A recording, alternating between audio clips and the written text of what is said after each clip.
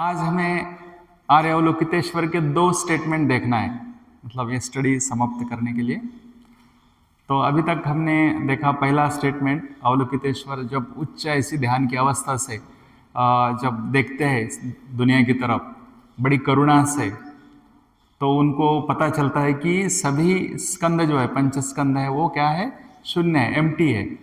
उनका स्वयं का कोई ऐसा स्वभाव नहीं है और वो सारिपुत्र से ये बात करते हैं। तो हमने देखा कि अवलोकितेश्वर और सारिपुत्र हमारे ही मन के दो हिस्से हैं। एक जो है जो उच्च विकसित मन है, जो जिसको अंतर्दृष्टि या प्रज्ञा ऐसे प्राप्त है, और सारिपुत्र भी जो है वो भी हमारे मन का हिस्सा है, उसको भी प्रज्ञा प्राप्त है, वो भी बहुत श्रेष्ठ है। लेकिन ये जो प्रज्ञा है वो उससे और बड़ी प्रज्ञा है, महाप्रज्ञा है वो।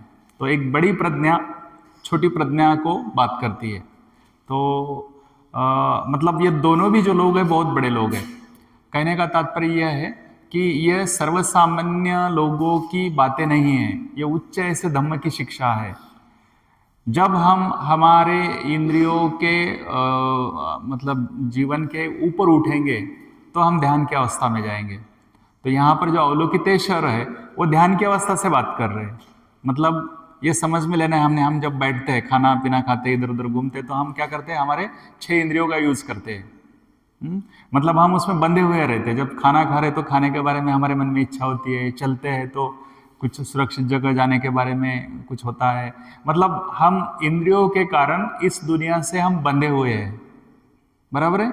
मतलब इंद्रिय है, शरीर है, शरीर की निगाह तो रखनी पड़ती है, शरीर को साफ सुथरा रखना पड़ता है, शरीर को रेस्ट देना पड़ता है, खिलाना पिलाना पड़ता है ना।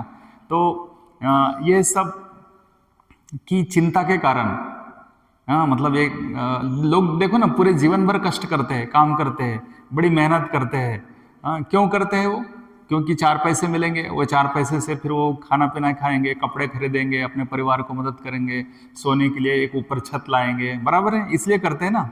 मतलब ये शरीर है करके इतना लोग मेहनत करते, कष्ट करते। अगर शरीर नहीं होता तो इतना करना नहीं पड़ता उनको।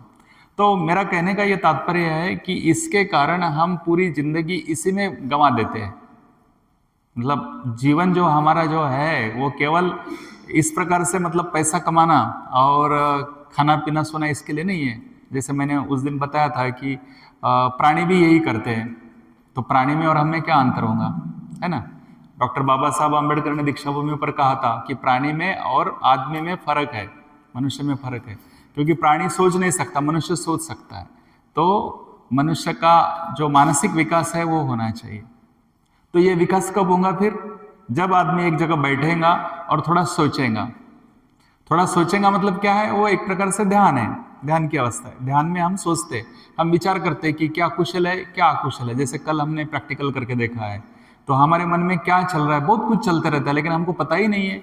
जैसे कोई बहुत बड़ी नदी बहते रहती है, उस प्रकार से हमारे विचार, मन में विचार जो है दौड़ते रहते हैं, दिन रात बहुत फास्ट दौड़ते रहते हैं। और वो विचारों के पीछे हम दौड़ते रहते हैं, क्योंकि विचार हमें चलाता है ना। जैसा हम सोचते हैं वैसे हम कृति करते हैं, है ना। मतलब हमारे मन में जो भी बातें चलती है उसके आधार पर हमारा जीवन चलता है।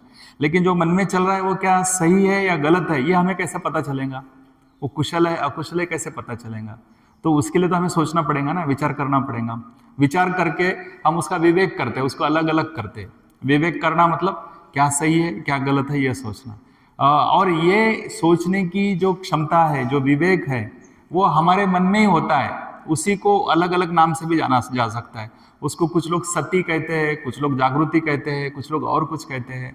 मतलब आप उस विचारों के प्रति जागरूक हो गए तो वहां पर विवेक पैदा होता है। हम जब तक उनके प्रति जागरूक नहीं होते, मतलब देखते नहीं उनको, उनकी तरफ देखते नहीं है, तब तक विवेक पैदा नहीं होता है, मतलब उसको समझते नहीं हम। लेकिन जैसे हम उनको देखते और नाम लगा देते कि ये विचार ये है, ये विचार वो है, कि तुरंत वहां पर विवेक निर्माण होता है और पता चलता है कि ये कुशल है या अकुशल है। तो इसीलिए मतलब हमें जो है हमारे इंद्रियों के ऊपर उठकर हमारी जो मन में क्या चल रहा है, हमारे साइकोलॉजी में क्या चल रहा है, उसको सोचना जरूरी है। और वहां जब हम सोचेंगे तो फिर हमें पता चलेगा हमारा एक जो उच्च मन है और दूसरा मतलब लोअर मन है, या हम उसको कुशल या अकुशल ऐसा भी कह सकते हैं। तो वो फिर अपने आप प्रक्रिया चुनने की होती है उसमें से, उसके आगे हम अपने आप हमारा विकास शुरू होता है।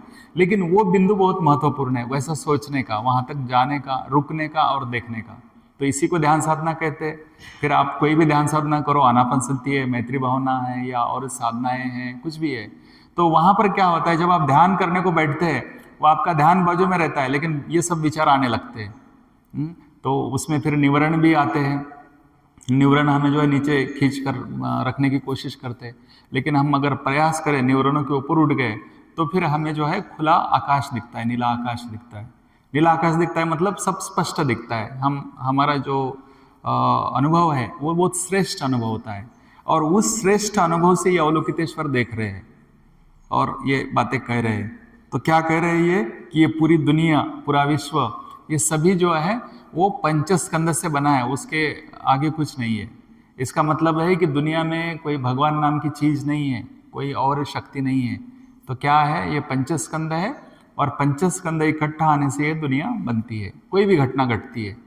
तो पंचस्कंद के आगे कुछ नहीं है। तो ये पहला मतलब स्टेटमेंट है जो थेरवाद का या भगवान बुद्ध ने बताया हुआ है, कि किसी भी चीज़ में कोई भी ऐसी ठोस ऐसी बात नहीं है जिसके ऊपर हम भरोसा करें। तो सभी कुछ क्या है, प्रतीत्य समुत्पात है, सभी कुछ है अनित्य है, दुखमय है, अनात्मा है, ऐसे। फिर उसके बाद में क्या हो गया कि कुछ लोगों को ऐसा लगा कि नहीं भाई, ये जो पंचस्कंद है ना, ये भी इसके भी छोटे छोटे हिस्से किए जा सकते हैं, इसमें देखा जा सकता है। तो उन्होंने उसके 75 हिस्से बनाए, और उनको लगा कि यही अंतिम है, मतलब निर्वाण भी इसमें ही है। तो ये एक गलतफहमी उनकी हो गई।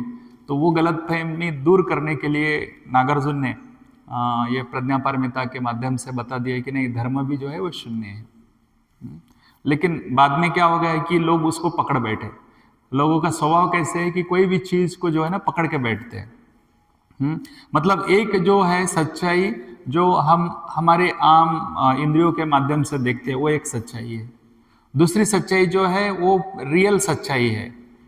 तो ये दोनों में फर्क पड़ता है। लोग क्या करते हैं, एक तो इधर जाते नहीं तो उधर जाते। जैसे कुछ लोग है बोलेंगे कि क्या भाई, क्या पड़ा है जीवन में, सब व्यर्थ है, सब नष्ट होने वाला है, जीने में क्या फायदा है। तो वो निराशा की तरफ जाते हैं। मतलब सब कुछ बदलने वाला है, सब कुछ मतलब चेंज होने वाला है, सब कुछ छूटने वाला है, तो इसमें जीवन में पड़ा क्या है, ऐसा सोचते हैं। तो वो दूसरे एक्सट्रीम को जाना है।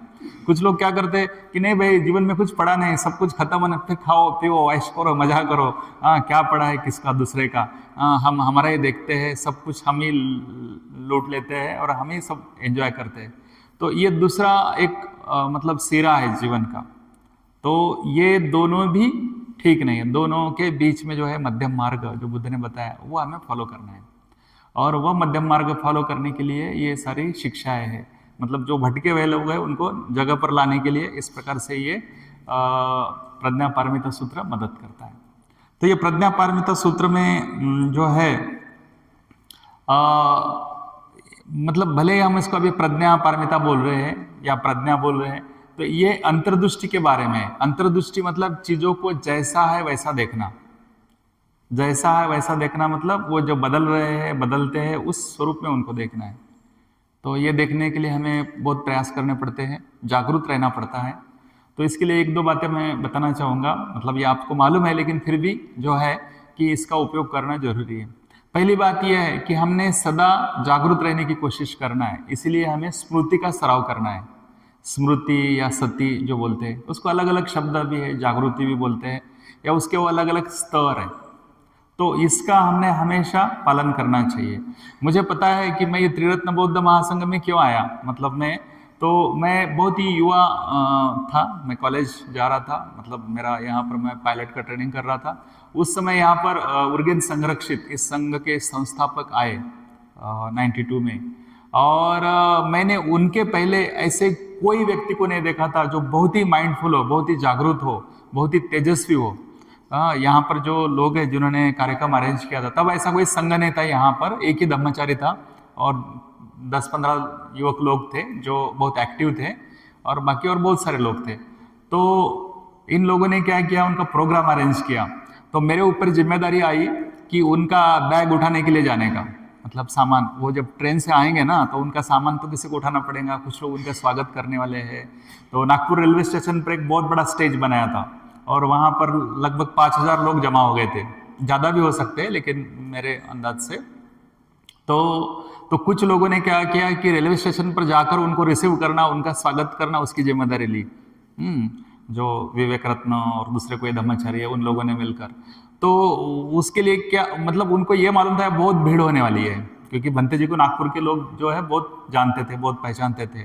तो हमें पीछे में भेज दिया गया 2 स्टेशन, मतलब हम पहले ही चले गए कहीं बूटी बोरी की तरफ, और मेरे साथ दूसरे 2-3 लोग थे, वहां से हम चढ़ गए डिब्बे में और जाके हम संरक्षक के पास गए। वो बैठे थे, उनका डिब्बा बहुत गर्म था, बहुत ब्राइट था, बहुत ही मतलब वहाँ पर ऊर्जा महसूस हो रही थी वो उनके रेलवे के डिब्बे में। और वहाँ जाने के बाद में बाकी के जो लोग थे वो नागपुर के थे, मैं बाहर गाँव का था, तो मैं बहुत शाय था, मुझे ज़्यादा कॉन्फिडेंस नहीं था, पीछे पीछे रहता था मैं छुप के। तो वो जाके बोले भंते जी को कि भंते जी जय भीम, आपका स्वागत है नागपुर में ना। उनको फूलमाला वगैरह चढ़ाई उन्होंने अपनी अपनी तरफ से, क्योंकि उनका मेन स्वागत तो स्टेशन पर उतरने के बाद में होने वाला था, लेकिन ये पर्सनली उन्होंने इस प्रकार से अपनी श्रद्धा व्यक्त की। तो सबने जय भीम बोला उनको, मैंने भी धीरे से पीछे से जय भीम बोला। तो मुझे लगा मेरी आवाज़ तो ऐसी हवा में मिट गई होंगी, लेकिन संरक्षित इतने माइंडफुल थे कि उन्होंने सब के साथ में जुड़कर उनका रिस्पॉन्स किया, सबको बोले जय भीम, जय भीम, और मुझे भी बोले दूर से जय भीम। मुझे बहुत आश्चर्य लगा, मुझे लगा कि मेरी बात वो सुनेंगे ही नहीं, मैं थोड़ा पीछे में था। तो कहने का तात्पर्य है कि उन्होंने बराबर सबसे संपर्क बनाया और फिर पूछताछ की, तुम कौन हो, कहाँ से आए हो, तुम्हारा नाम क्या है, बैठो वगैरह इस प्रकार से। और जब देखा मैंने, बहुत ही तेजस्वी थे, बहुत ही ब्राइट थे वो, उनका चेहरा, उनका पर्सनालिटी। और जब वो बाहर पड़े, हम उनके पीछे थे उनके सामान लेके, लेकिन वो जब बाहर पड़े जैसे कोई शेर चलता है ना, शेर को देखा है कि आपने जंगल में चलते समय, वो किसी चीज को डरता नहीं है, वो जब चलता है तो बिल्कुल मतलब जंगल का राजा है ना वो, तो उस प्रकार से वो चल रहे थे। तो मैं बहुत प्रेरित था, इतना प्रेरित हो गया मैं कि बाद में कुछ महीनों के बाद में मैंने मेरा करियर छोड़ दिया और मैंने धर्माचार्य के लिए विनंती की और फिर मैं पुणे चला गया। बाद में उधर से धर्माचारी बन गया मैं। तो कहने का तात्पर्य यह है कि मेरा जीवन पूरी तरह से बदल गया। तो ये बदलने का कारण यह था उनके व्यक्तित्व का प्रभाव, उनकी स्मृति, उनका माइंडफुलनेस। उनके पहले और उनके बाद में भी अभी तक मैंने ऐसा इतना माइंडफुल व्यक्ति कोई देखा नहीं है। मतलब बहुत सारे लोगों को मिला हूँ मैं, बहुत सारे बड़े बड़े बुद्धिस्ट लोगों को मिला हूँ, लामाओं को मिला हूँ, लेकिन इतना तेजस्वी ऐसे नहीं दिखा है मुझे। तो कहने का तात्पर्य क्या है कि ये जो स्मृति है ये बहुत ही महत्वपूर्ण ऐसा गुण है, इसका हम अगर आचरण करेंगे तो हमारे जीवन में है बिल्कुल क्रांति होंगी। जब मैं इंग्लैंड गया था तो वहाँ पर मैंने देखा, वहाँ पर कुछ लोग टी शर्ट पहनते थे, उसके ऊपर एक सेंटेंस लिखा रहता था कि अवेयरनेस इज रिवॉल्यूशनरी, ऐसे। तो मुझे बहुत अजीब लगा ये क्या है अवेयरनेस इज रिवॉल्यूशनरी। तो जो जागृति है वो बहुत क्रांतिकारी है। मतलब आप किसी भी चीज के बारे में जागरूक होते, उसकी तरफ देखते हैं तो आपका मन तुरंत उसका अच्छा बुरा देखता है और जो अच्छा है उसको लेता है, बुरे को छोड़ देता है। आप कितना भी कुछ करें, आप बोले कि नहीं मुझे वो बुरा करना है, फिर भी आपका मन जो है आपको रोकेगा। लेकिन आप जागरूक नहीं है तो गए काम से। मतलब आप अगर जागरूक नहीं है तो आप फिर गलत भी कर सकते हैं। मैं इसका छोटा उदाहरण देता हूँ। बहुत बार जो है हम कहीं पर भी रहते हैं तो वहाँ मीठा देते हैं। जैसे कल किसी का बर्थडे था तो वहाँ रसगुल्ला दिए थे, है ना, 2 रसगुल्ले लाके दिए थे मुझे। तो मैं माइंडफुल था, मुझे पता है कि इसमें जो शक्कर है मेरे लिए वो हानिकारक है, जहर है ना। तो मैं बड़े प्यार से शांति से उसको मतलब ले लिया, उसका स्वीकार किया, लेकिन मैं उसको हाथ नहीं लगाया, आनंद लिया। मैंने ऐसा आनंद लिया जैसे मैंने खाया है वो। मुझे बहुत खुशी हुई जिस प्रकार से वो दिया गया। मतलब आप सबको रसगुल्ले याद आ रहे हैं ना, खाए थे आपने कल, सबके चेहरे देख रहा हूं मैं। तो मैंने ना मतलब वो आनंद लिया, लेकिन मैंने मुंह में नहीं डाला, वो खाया नहीं। क्यों? क्योंकि मैं उस समय अवेयर था कि ये मेरे लिए काम का नहीं है, मेरे लिए ठीक नहीं है। अगर मैं खाता, एक भी खाता, आधा भी खाता, तो भी उसमें कुछ ना कुछ शक्कर उसके अंदर छिपी रहती है ना, वो निचोड़ना पड़ता उसको। तो वो टाल दिया मैंने, तो मेरे लिए वो अच्छा रहा, मेरी तबीयत के लिए, है ना। लेकिन समझो मैं अवेयर नहीं रहता तो मैं क्या करता, फटक से उठा लेता एक। मेरे सामने ही वो कटोरी रखी थी 15 मिनट तक। जब मेरे दोस्तों ने उसको खत्म नहीं किया तब तक 15 मिनट तक मेरे सामने कटोरी थी वो, तो वो फटक से उठा के मुंह में डाल सकता था मैं, है ना, लेकिन उसके बारे में स्मृतिमान होने के कारण मैं खाया नहीं।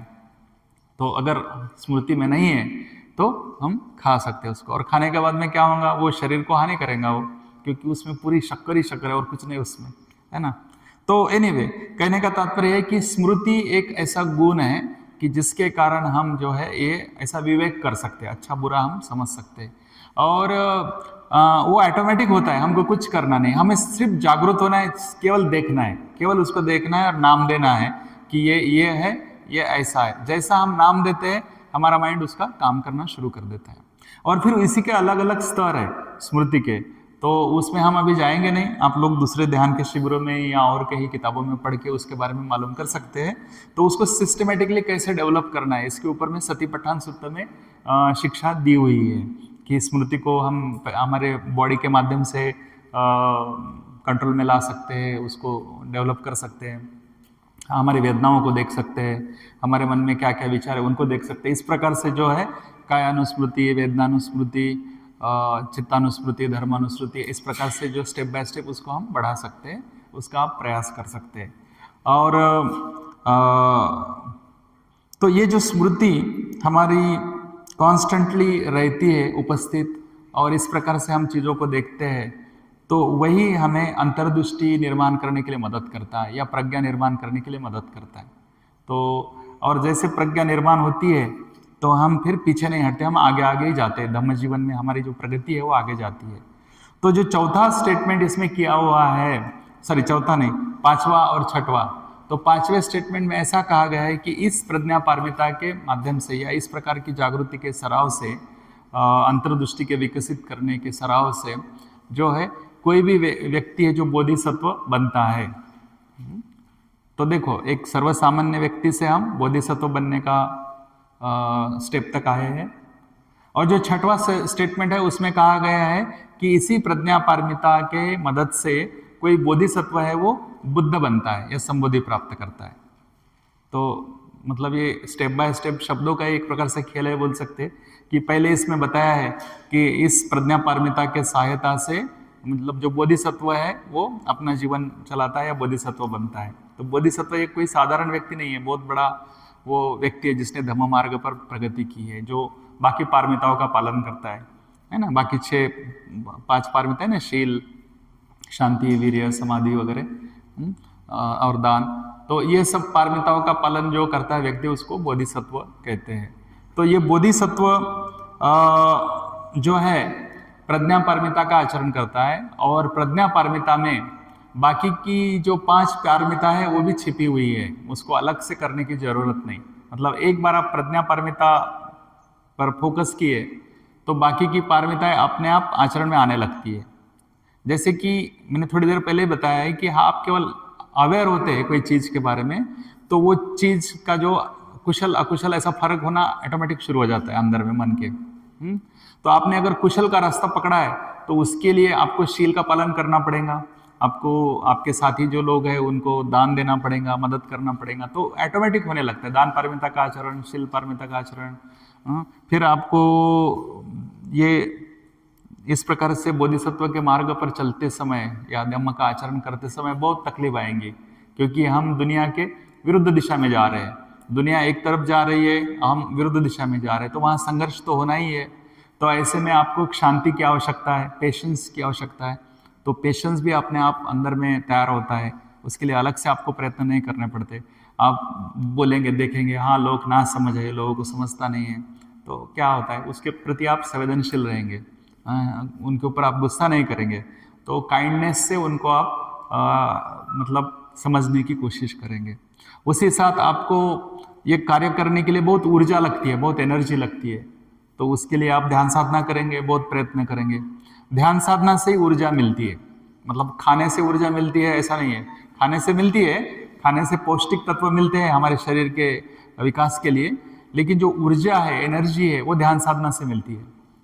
तो ध्यान साधना में जितना हम हमारे मन पर कार्य करेंगे, हमारे मानसिक जो क्या बोलते हैं उसको, मराठी में हम गाठी बोलते हैं, तो हिंदी में शब्द मुझे पता नहीं, तो जो भी हम कुछ अनुभव करते हैं तो हमारे मन में उसका कुछ गांठ बन के रहता है।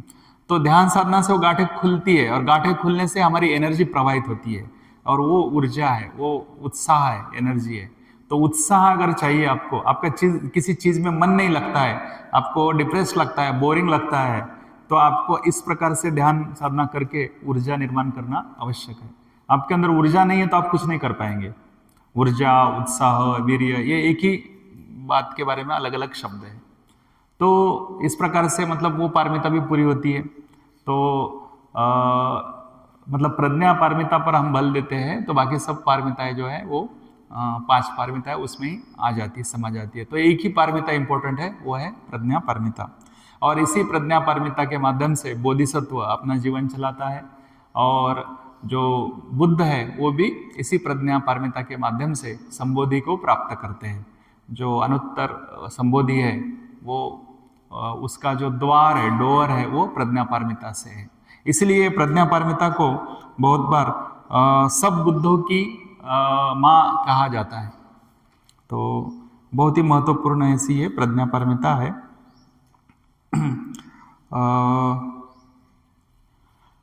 तो जो बुद्ध है मतलब भूतकाल के, वर्तमान काल के और भविष्य के सभी बुद्ध है इसी प्रज्ञा पारमिता पर आधारित है, आश्रित है वो।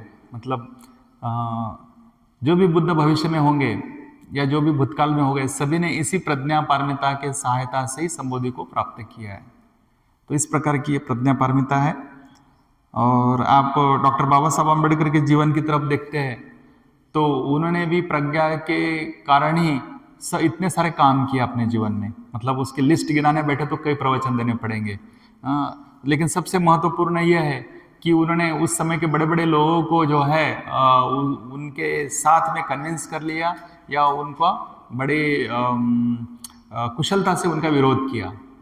तो जैसे आपको पता है कि गांधी जी के साथ उनकी टक्कर हुई है ना। तो इतना बड़ा उस समय का राजनीतिक नेता, उनसे भी टक्कर लेके उन्होंने उनके तरफ मित्रता निर्माण की, कंपैशन निर्माण की। मतलब तो ये कोई साधारण व्यक्ति नहीं कर सकता है। जिसके अंदर में इस प्रकार की प्रज्ञा हो वही व्यक्ति ये चीज़ों को देख सकता है। हाँ, जब गांधी जी की हत्या हुई तो बाबा साहब पहले व्यक्ति थे उनके घर में पहुंचने वाले और वहां जाकर वो ओम मनी पद्मे ओम का चैंटिंग कर रहे थे। बाकी लोग तो बाद में आए। जैसे रेडियो पर न्यूज आई कि उनकी हत्या हो गई तो बाबा साहब तुरंत कार लेके वहां चले गए और उनके साथ बैठकर चैंटिंग करने लगे। तो कहने का तात्पर्य क्या होता है कि ये प्रज्ञा के माध्यम से, प्रज्ञा पारमिता के माध्यम से हम बहुत कुछ कर सकते हैं, बहुत कुछ अचीव कर सकते हैं। तो बाबा साहब का जीवन जो है बहुत ही उच्च कोटि का शुद्ध जीवन था। उनका जो चारित्र्य है, उनका शील है, वो बहुत ही पावरफुल था। तो ऐसा कोई भी व्यक्ति नहीं था उस समय का कि जो उनको इस बारे में उनके साथ टक्कर दे। तो वही उनका सबसे बड़ा अचीवमेंट था। और जो प्रज्ञा है उसके कारण उन्होंने इतनी सारी किताबें लिखी है, अलग अलग विषय पर अपने मत रखे हैं, जिसको कोई चैलेंज नहीं कर सका अभी तक। अभी जब उनकी किताबें छप के बाहर आती है तो लोग वो किताबें लेके ही घूमते हैं। हाँ, मतलब भारत में कोई भी समस्या आती है तो बाबा साहब की किताब लेके लोग घूमते हैं, क्योंकि उन्होंने उसी समय उसमें लिखकर अपने मत व्यक्त किए हैं। तो ये काम जो है सर्वसाधारण बुद्धि से नहीं होता है। तो इसके लिए जो है ऐसी उच्च प्रकार की प्रज्ञा की आवश्यकता है। तो इसके बारे में हम बहुत कुछ कह सकते हैं, लेकिन हमें इतना ध्यान में रखना है कि प्रज्ञा ये सर्वसाधारण बुद्धिमत्ता नहीं है, सर्वसाधारण नॉलेज नहीं है, सर्वसाधारण इंटेलिजेंस नहीं है। तो ये ऐसा इंटेलिजेंस है कि इसमें रीजन और इमोशन दोनों एक साथ जुड़े हुए हैं। मतलब जो प्रखर बुद्धिमत्ता है, प्रखर मतलब क्या बोलते हैं, जैसे बहुत ही शार्प ऐसी कोई तलवार है या चाकू है, बिल्कुल धारदार, उसके ऊपर में ऊपर से कपड़ा डाल दिया जाए तो कपड़े के अपने वजन से ही वो कट के 2 टुकड़े होते हैं। वो तलवार जो है ना इतनी मतलब धारदार होती है। वैसे बाबा साहब की जो बुद्धिमत्ता है वो शार्प थी, उनकी प्रज्ञा, कि कोई भी विषय उनको दे दो उस पर वो बिल्कुल एक्सरे मशीन के जैसे वो आर पार देखकर उसके बारे में जानकारी देते थे वो। तो ये मतलब प्रज्ञा की विशेषता होती है कि वो सत्यता को बिल्कुल आर पार देखती है, एकदम शार्प रहती है वो। और दूसरा, उसमें मैत्री भी होती है, करुणा भी होती है, वो मतलब विध्वंसक नहीं होती है, तो वो लोगों को जोड़ने का काम करती है, तोड़ने का नहीं। जैसे हमने अगर तलवार का उदाहरण लिया, हाँ, तो तलवार शस्त्र है और जनरली वो क्या हत्या करने के लिए इस्तेमाल किया जाता है, लेकिन ऐसा नहीं है। तलवार जो है वो बचाने के लिए भी कार्य कर सकती है। तो जो बुद्धिमत्ता है, प्रखर, जिसको रीजन कहते हैं हम, वो, और उनका जो शील और बाकी पारमिताओं का आचरण है, जिसको हम इमोशनल कह सकते हैं। तो ऐसे रीजन और इमोशन, ये दोनों भी चीज़ें जो है बाबा साहब ने बहुत बैलेंस थी, तो निश्चित ही वो बहुत बड़े बोधिसत्व थे। तो वो इसी प्रज्ञा पारमिता के माध्यम से ही उन्होंने ये सब विकसित किया है। अगर ये प्रज्ञा पारमिता उनके पास नहीं होती तो बहुत सारी गलतियां कर सकते थे वो अपने जीवन में। तो जीवन में गलतियां करना बहुत आसान है, गलतियों को टाल कर आगे जाना बहुत कठिन है, बहुत कष्ट पड़ते हैं उसके लिए। तो इस प्रकार से ये प्रज्ञा पारमिता को हमने देखा है, और मुझे आशा है कि ये शिविर में आपको इसका लाभ हुआ होगा। तो इसका जो मंत्र है उसके बारे में एक दो लाइन बताता हूँ। तो इसका जो मंत्र है, गते गते पार संगते बोधि स्वाहा।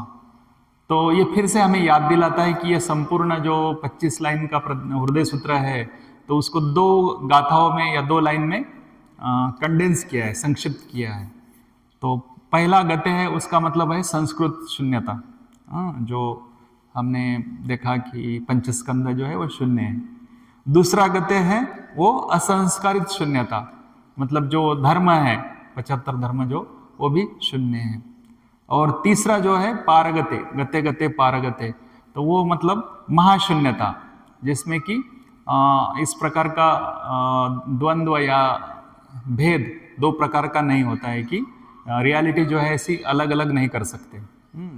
और चौथा जो है पारसंगते, कि वो है मतलब इसके भी आगे निकलना है हमको, इसको छोड़ना है पीछे, इसके आगे निकलना है, उसको शून्यता शून्यता कहते हैं। तो पारसंगते जो है वो जैसे उस किनारे जाना, पार जाना। तो जो पतवार का उदाहरण दिया था मैंने उस दिन, तो चौथा मतलब पारसंगते मतलब पतवार है वो, कि हमको उस किनारे जाना है। और बोधि स्वाहा, बोधि मतलब संबोधि, पूर्ण बुद्धत्व, फुल एनलाइटनमेंट, जो इस प्रज्ञा पारमिता के माध्यम से प्राप्त किया जा सकता है। और स्वाहा मतलब मंगल हो या शुभ हो। तो इस प्रकार से ये मंत्र है, गते गते पार संगते बोधि स्वाहा। तो इतना ही कुछ इस विषय पर कहने का है। इसके बाद में आपके अगर कोई प्रश्न होंगे तो आप लिख कर रख सकते हैं, दोपहर के सत्र में हम उसको देखेंगे।